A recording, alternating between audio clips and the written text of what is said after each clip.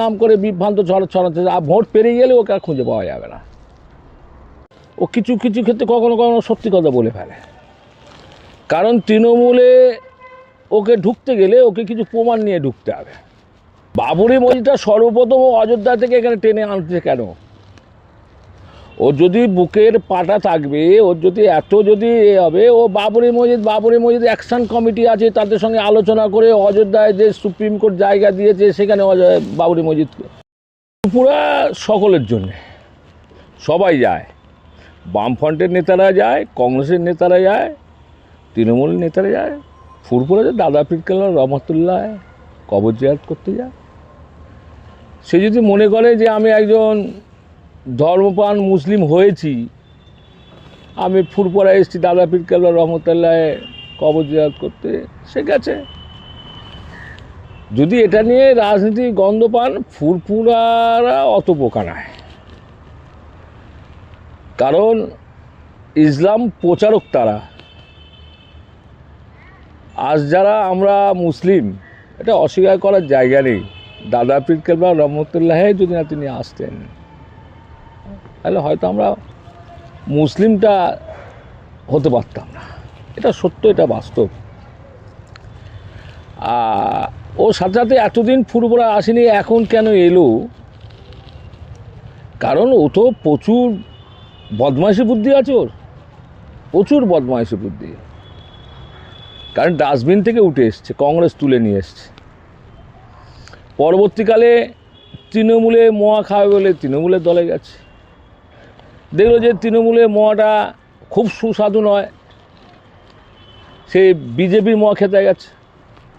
আচ্ছা আপনারা বলুন, এই যে হুমায়ুন কবির এত বাবরি মসজিদ নিয়ে নাচানাচি করছে, বাবরি মসজিদ করব, বাবরি মসজিদ করব, তা ও যদি আজ বিজেপির এমপি থাকতো আর কপালে যদি তিলক টানা থাকতো, সে কি বাবরি মসজিদ কথা আজ বলতো? তাহলে ওকে এই বাবরি মসজিদটার মধ্যেও একটা ওর একটা কূটনীতি একটা চাল আছে, যে কূটনীতির চালের মধ্যে দিয়ে নিরীহ ভদ্র সজ্জন মুসলিমদের বিভ্রান্ত করে ও বাবরি মসজিদ নাম করে নিজে পায়ের তলা মাটি শক্ত করার চেষ্টা করছে। ও যে ভাষাগুলো প্রয়োগ করেছে তৃণমূল কংগ্রেসে এমএলএ থাকাকালীন, যে 70% আমরা মুসলিম আর 30% হচ্ছে হিন্দু, কেটে ভাগীরথী জলে ভাসিয়ে দেব, এই ভাষাটা কাঙ্ক্ষিত নয়, অন্যায়। মমতা বন্দ্যোপাধ্যায় সরকারের উচিত ছিল এই ধরনের মন্তব্য যারা করেছে, সে যেই দলের হোক না কেন, সে বিজেপির হোক, শুভেন্দুর ক্ষেত্রে হোক, অসীম সরকারের ক্ষেত্রে হোক এবং হুমায়ুনের ক্ষেত্রে হোক, এদেরকে ধরে গ্যারেজ করা দরকার ছিল। তিনি ফুরপুরা শরীফে পিজ্জাদা আব্বাস সিদ্দিকী, নওশাদ সিদ্দিকীর বাড়িতে গেলেন, কিন্তু তারা দেখা করলেন না তার সাথে। কেমন হয়? না না, এরা তো দেখতে পায় অনেক কিছু, এরা ফুরফুরার সিলসিলা, এরা অনেক কিছু দেখতে পায়। এদের মধ্যে আল্লাহর মদত আছে, সরাসরি মদত আছে, আল্লাহর মদত সকলের ওপর আছে, কিন্তু এদের ওপর সরাসরি মদত আছে। সুতরাং এরা এত কাঁচা নয়।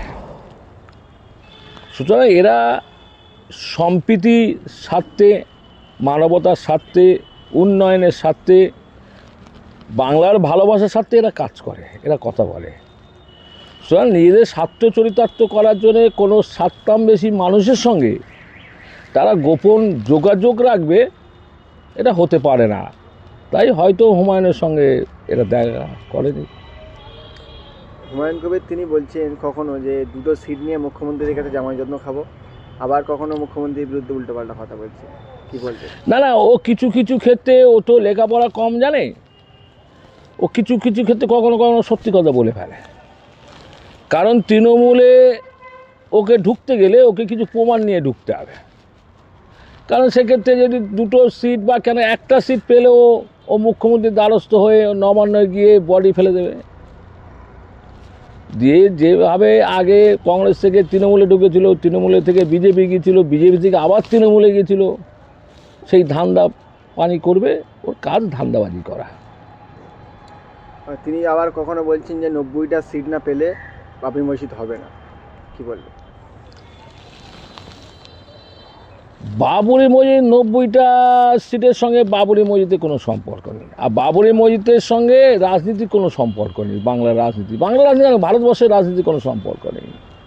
বাবরি মসজিদটা সর্বপ্রথম অযোধ্যা থেকে এখানে টেনে আনছে কেন?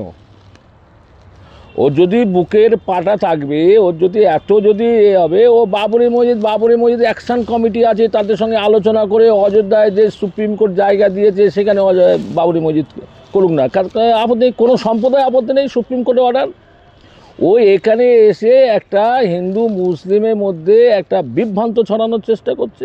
একটা যে হিন্দু মুসলিমের মধ্যে পবিত্র সম্পর্ক, সেই পবিত্র সম্পর্কটাকে নষ্ট করার চেষ্টা করছে। অনেক হিন্দু সম্প্রদায়ের মানুষ আছে যারা ধর্ম সম্বন্ধে খুব কম বোঝে, যারা তাদের মধ্যেও উগ্র হিন্দু মনোভাব আছে, তারা সেই সুযোগটা নিচ্ছে, উভয় সেই সুযোগটা দিচ্ছে।